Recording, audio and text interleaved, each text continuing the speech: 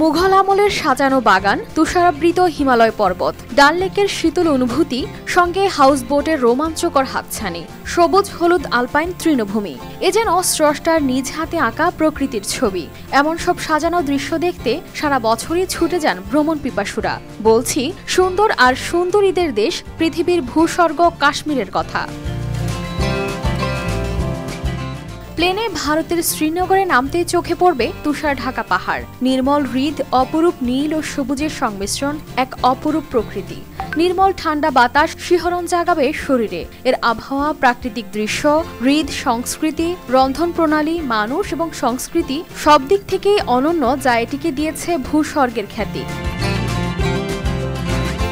গত কয়েক বছর ধরে সেখানে দেশি বিদেশি পর্যটকদের ঢল নেমেছে। পর্যটনের সাফল্যের সঙ্গে স্থানীয় বাসিন্দাদের বাড়ছে কর্মসংস্থানও। কাশ্মীরের পর্যটন বিভাগ জানিয়েছে, সম্প্রতি সেখানে বাংলাদেশি পর্যটকের সংখ্যাও বেড়েছে অনেক। শুধু বাংলাদেশ থেকেই কাশ্মীরে বেড়াতে গেছেন প্রায় ৭,০০০ মানুষ, যা পশ্চিমা দেশগুলোর তুলনায় প্রায় ৭ গুণ। সে হিসেবে কাশ্মীরে এখন বিদেশি পর্যটকদের সবচেয়ে বড় অংশ যাচ্ছে বাংলাদেশ থেকে।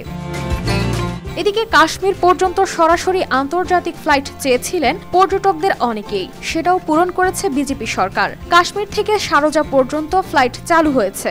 রাতের ফ্লাইটও রয়েছে শ্রীনগর ও জম্মু থেকে। ঢাকা থেকে ভিস্তারা বিমান বাংলাদেশ, ইন্ডিগো এবং ইন্ডিয়ান এয়ার প্রতিদিন সরাসরি বিমান পরিচালনা করে। কাশ্মীর ঘুরতে যাওয়ার জন্য বাংলাদেশিদের প্রয়োজন হয় ভারতের ট্যুরিস্ট ভিসা। এর জন্য ভিসা আবেদনকারীর পাসপোর্টের মেয়াদ কমপক্ষে থাকতে হয় ৬ মাস। এর পাশাপাশি জাতীয় পরিচয়পত্র এবং ড্রাইভিং লাইসেন্সও সঙ্গে রাখা যেতে পারে।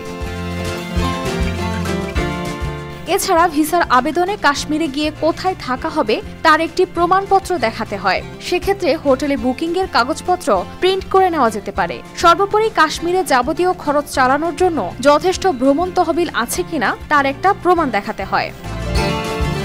জম্মু কাশ্মীরের সঙ্গে সংযোগ আছে ভারতের দিল্লি অথবা চণ্ডীগড়ের। ঢাকা থেকে আকাশপথে সরাসরি এই রাজ্যগুলোতে পৌঁছা যায়। স্থলপথে, রেলপথে বা বাসে কলকাতা দিয়ে ভারতে প্রবেশ করা যায়। রেলপথে যাওয়ার জন্য ঢাকা থেকে কলকাতার হাওড়া ট্রেন আছে, যেখানে শ্রেণীভেদে জনপ্রতি ভাড়া ২,৫০০ থেকে ৩,০০০ টাকা। তারপর হাওড়া থেকে ট্রেন পাল্টে যাওয়া যায় জম্মু।